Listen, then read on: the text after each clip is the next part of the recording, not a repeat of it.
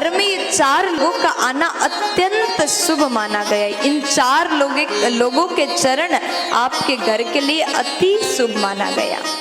तो ध्यान से सुनिएगा, ये 4 लोग कौन हैं जिनके चरण घर में पड़ने से हमारे घर में सुख शांति आ जाता है।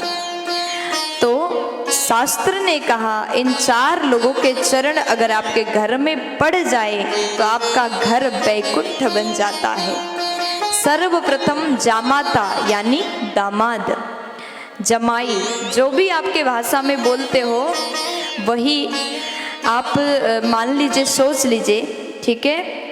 क्योंकि यहाँ पर मुझे बहुत से जगह से लोग सुन रहे हैं, बहुत से देश से लोग सुन रहे हैं। दामाद के चरण, ज्वाई के चरण, सबके भाषा में बोलो, मुझे बहुत 2-4 भाषा में तो पता है लेकिन बहुत सारे भाषा में नहीं पता, ठीक है। तो जामाता संस्कृत में बोलते हैं। दामाद के चरण अति शुभ माना गया।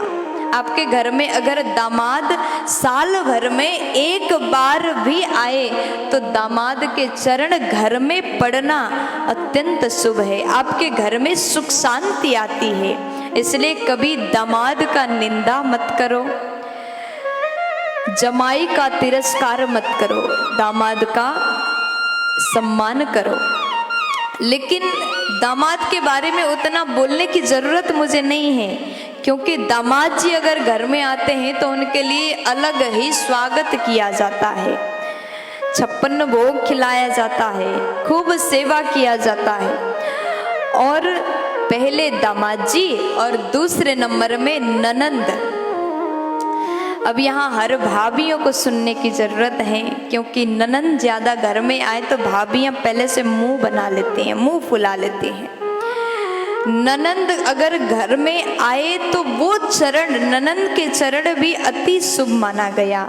वो घर भी वैकुंठ हो जाता है जिस घर में दामाद आते हैं, जिस घर में ननंद आती है। इसलिए सब भाभियां जितने मुझे सुन रहे हैं, आपके घर में भी आपकी ननंद आ जाए तो मुंह मत बनाना, जितना हो सके सेवा करना, जितना हो सके 56 भोग उनको खिलाना और कहना कि बार बार आया करो। क्योंकि ननंद अगर घर में बार बार आए, ननंद भी समझदार होती है, साल भर में 1 बार आती हैं, और किसी किसी की बहुत जल्दी हफ्ते भर में 3 बार आ जाते हैं, है ना। तो ननंद का सेवा करो, इनका चरण भी अति शुभ माना गया। तीसरे नंबर में कहा भांजा, ननंद के बेटा, भांजा के चरण भी अत्यंत शुभ है। घर में अगर भांजा आए तो भगाना मत, उनसे रूठ करके बात मत करना। भांजा के चरण भी आपके घर के लिए शुभ है, उनको भी घर में आना चाहिए। और चौथे नंबर में गुरुजन, महापुरुष, संत महापुरुष। संत महापुरुष के चरण जिस घर में पड़ता है वो साक्षात वैकुंठ बन जाता है। और संतों के चरण जिस घर में हो जाए वो घर के भाग्य खुल जाता है, उस घर के लोग धन्य हो जाते हैं जिस घर में संत का चरण आ जाता है, चरण पड़ता है।